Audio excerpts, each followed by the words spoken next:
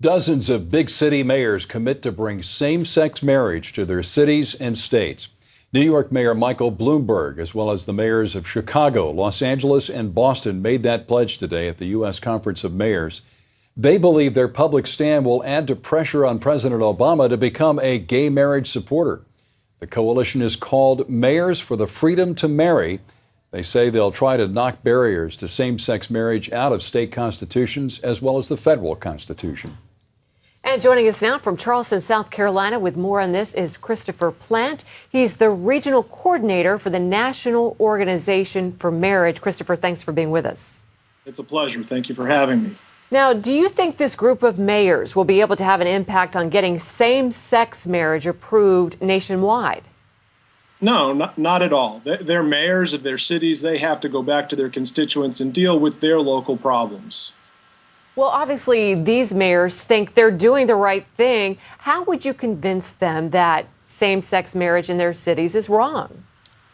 I don't need to convince them. It's the people of their cities. It's the people of America. We need to remember that 31 out of 31 times when the people have voted, they voted to define marriage as one man and one woman. Yeah. Now, Boston's mayor, and a lot of the mayors may feel this way too, actually said that allowing same-sex marriage has been a benefit to his city's economy. Should that even be a consideration? I don't know if it's never on the table, but it's certainly not a major consideration, because when we talk about same-sex marriage and redefining marriage, we're talking about redefining terms like mother and father. And motherhood and fatherhood and binding moms and dads to their children is so much more important than the minuscule economic development that this may bring. Yeah. Now, what are you encouraging people to do to protect the Defense of Marriage Act? Well, there's several things that people can do. First and foremost, they need to call their congressman and their senator and tell them to respect marriage and to defend the Defense of Marriage Act. It is actively under attack on Capitol Hill in Washington. Senators, congressmen need to hear from their constituents, because we do know that the American people believe marriage to be one man and one woman. Almost 63% of Americans, when they were asked, should marriage be defined as the union of one man and one woman, they agreed with that statement. We know that.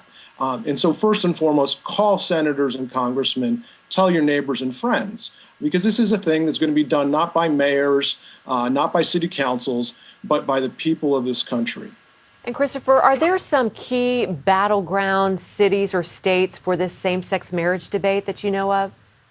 Absolutely. In fact, I fly from here, warm, sunny Charleston, to cold and devastated Washington State. I do that tomorrow because Washington State is having hearings even next week. So if your viewers are in Washington State, if they have power there, or they know people, they need to call that legislature. New Jersey is going to be a battleground state in the coming weeks, as well as New Hampshire. New Hampshire is a positive thing, though, because we're going to see the repeal of gay marriage there. The first legislature to redefine marriage is now going to be the first legislature to repeal it. Perhaps they can tell their city leaders and mayors that there's more important things than the bottom line, right? Well, there are more important things for mayors than redefining marriage. If you look at that very same conference's website, one of their headlines is the anemic economic growth in our major metro areas. Get back to work, deal with your city's problems. Marriage is something that should be defined by the people of this country and our states. As a man and a woman. Christopher Plante, thank you so much for joining us.